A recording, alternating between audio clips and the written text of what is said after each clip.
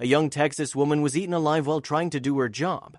But, shockingly, no charges will be filed. Erin McCleskey, a 36-year-old Austin woman and a certified process server for the state of Texas, went to the city of Manor to serve court papers. Sadly, she wouldn't leave the Travis County home alive. Having been to the residence twice before, according to KVUE, Erin opened the front gate and entered the property of Donald and Terry Swanson. Terry says this is where Erin made a critical error that cost the young woman her life. The Swansons had been out of town for a month when they claim Erin trespassed on their property to serve civil papers.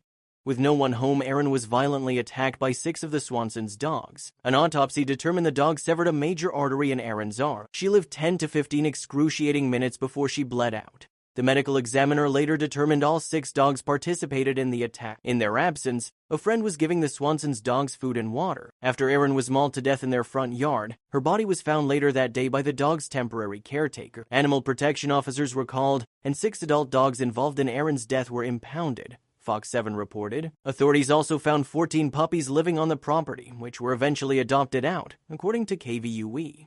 According to neighbors, the dogs were a menace before they killed Erin. Gonzalo Grimaldo owns a parking lot next to the Swansons. He said the dogs escaped from the property previously and attacked other animals, including his own dogs, just months before. Although Grimaldo said he called 911 after the frightening attack, no one responded to his report. Teodoro Vences also claimed the dogs attacked his chickens, according to Fox 7. Neighbor Christy Sparks said she feared for her children's safety because of the dogs. With roaming dogs being a problem since Sparks moved into the neighborhood, she refused to let her kids play outside, worried they could be attacked. But, despite residents' claims that the dogs were a nuisance, Austin City spokeswoman Patricia Fraga said there's no record of any animal complaints involving the property or the animal. Shockingly, the dog's owner won't face charges in Erin's death either, since they didn't sick the dogs on her or command them to attack, according to Daily Mail. It would be ruled an accident, and the dogs that killed Erin, 4 of which appear to be Lab Pyrenees mixes and 2 Husky Australian cattle dog mixes, would be placed in the care of the city until it was determined whether they were dangerous and should be destroyed.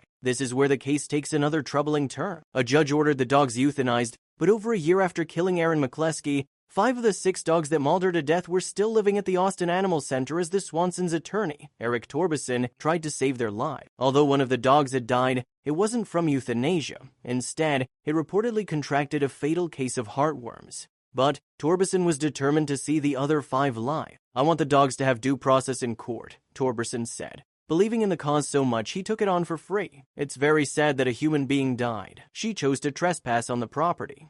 In a home video of the animals interacting with staff at the center, the dogs are fed treats like a loving pet, not treated like animals that killed a human being. Torbeson wants the animals returned to their owner, but an animal behavior specialist believes they should be put down. James Crosby explained that you can't determine whether they will severely injure another person or what they could do. "Dogs are sentient beings. They make choices," he said. "In a case where people's lives and safety are involved, it's not safe to try to predict."